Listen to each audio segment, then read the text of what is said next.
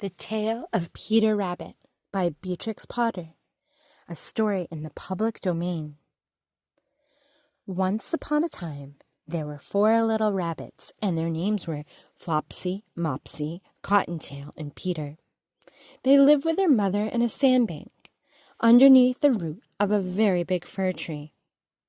"Now, my dears," said old Mrs. Rabbit one morning, "you may go into the fields or down the lane, but don't go into Mr. McGregor's garden. Your father had an accident there. He was put in a pie by Mrs. McGregor. Now run along and don't get into mischief. I am going out." Then old Mrs. Rabbit took a basket and her umbrella and went through the wood to the baker's. She bought a loaf of bread and 5 currant buns. Flopsy, Mopsy, and Cottontail, who were good little bunnies, went down the lane to gather blackberries.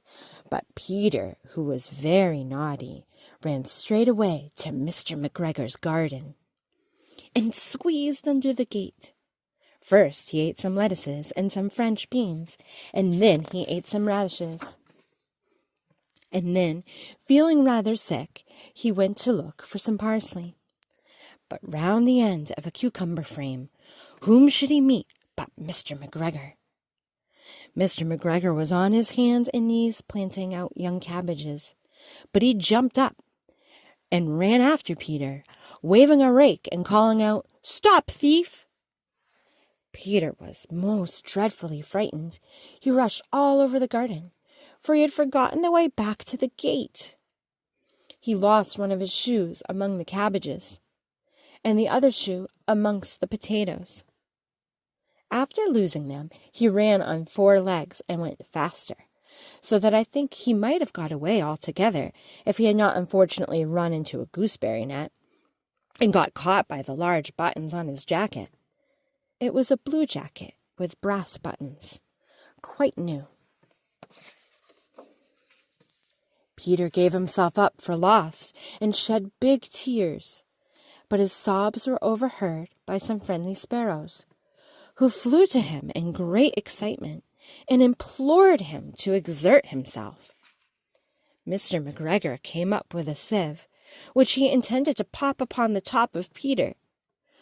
But Peter wriggled out just in time, leaving his jacket behind him, and rushed into a tool shed and jumped into a can.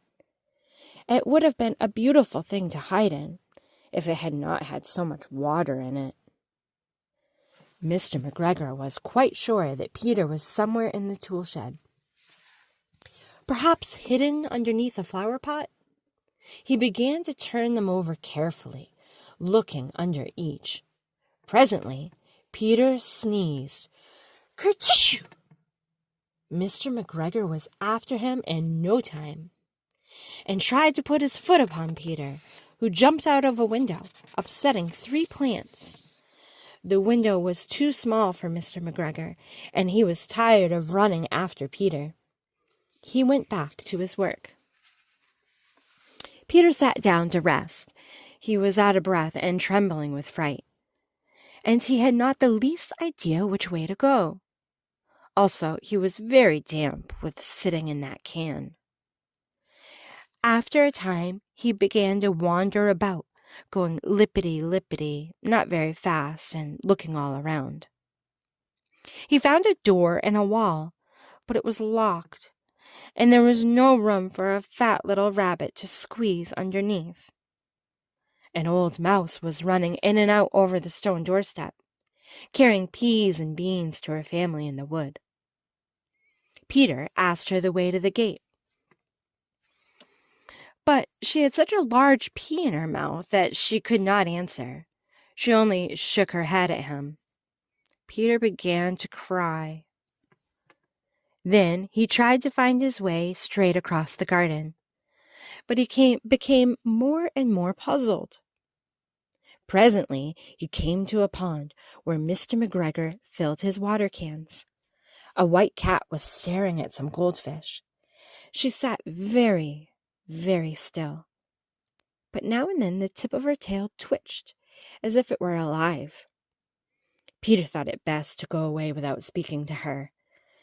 He had heard about cats from his cousin, little Benjamin Bunny. He went back towards the tool shed, but suddenly, quite close to him, he heard the noise of a hoe. Scritch, scratch, scratch, scritch. Peter scuttered underneath the bushes. But presently, as nothing happened, he came out and climbed upon a wheelbarrow and peeped over. The first thing he saw was Mr. McGregor hoeing onions. His back was turned towards Peter, and beyond him was the gate. Peter got down very quietly off the wheelbarrow and started running as fast as he could go, along a straight walk behind some blackcurrant bushes. Mr. McGregor caught sight of him at the corner, but Peter did not care. He slipped underneath the gate and was safe at last in the wood outside the garden. Mr. McGregor hung up the little jacket and the shoes for a scarecrow to frighten the blackbirds. Peter never stopped running or looked behind him till he got home to the big fir tree. He was so tired that he flopped down upon the nice soft sand on the floor of the rabbit hole and shut his eyes. His mother was busy cooking. She wondered what he had done with his clothes. It was the second little jacket and pair of shoes that Peter had lost in a fortnight. I am sorry to say that Peter was not very well during the evening.